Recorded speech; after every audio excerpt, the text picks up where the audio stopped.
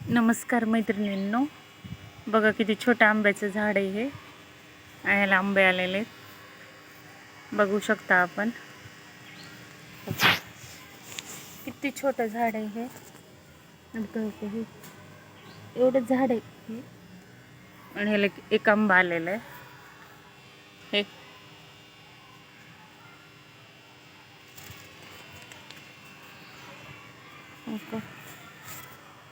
हे फुटायला लागले आत्ताशी. हे आंबा लावून जवळजवळ 2 वर्ष झाली.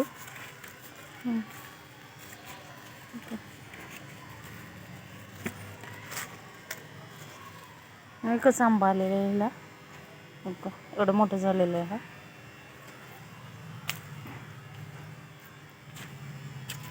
इथे एक आंब्याचं झाड आहे आणखी. हे बघू शकता, आंबे आले त्याला. हे खूप आंबे आले होते पण गळाले, आणि आता एवढे आहेत थोडेसे.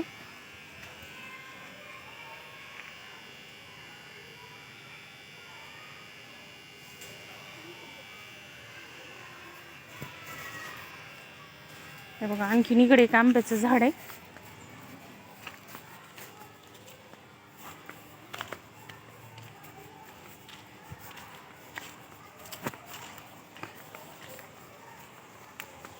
का त्याला 3 वर्ष झाले, आणि त्याला पण असे आंबे लागले.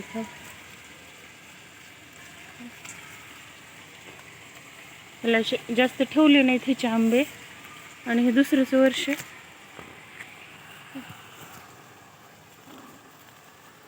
हे खूप मोठे मोठे आंबे आहेत ह्याचे, बघू शकता.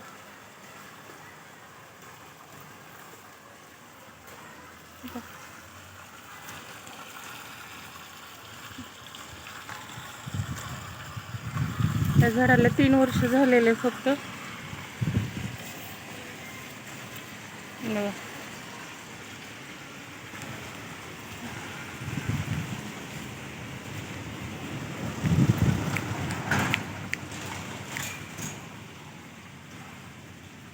हे 2 आंब्याचे झाड आहे.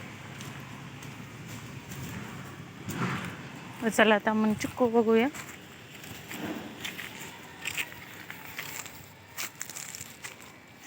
तर 2 चिक्कूचे झाड, त्याला खूप चिक्कू लागले होते. आता हे चिक्कूचा शेवटचा काळ आहे. आता हे पक्ष्यांसाठीच ठेवलेले. का हे पक्षी असे खातात.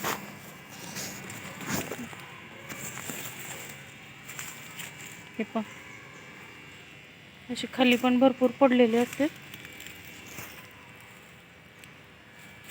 इथे आणखीन एक आंबा लावलाय आम्ही गेल्या वर्षी. हे का पाहू शकता. काही चिक्कू वरती असे खूप जास्त चिक्कू आहेत. आणि इथं यावर्षी आम्ही केळी लावली.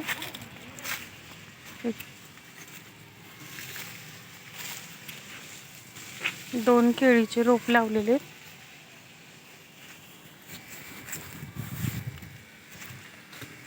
बघू शकता आपण. आता नारळ बघू.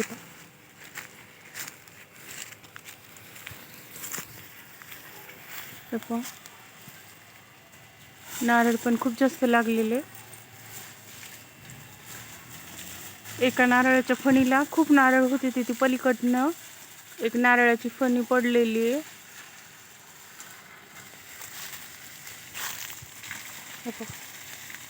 खूप जास्त पाणी घालावं लागतं नारळाच्या झाडाला.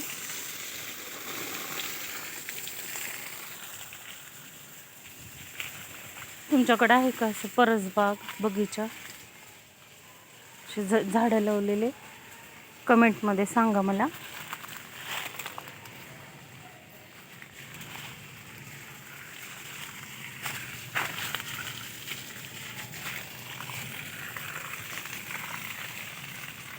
हे पहा, आमचा टॉम आहे.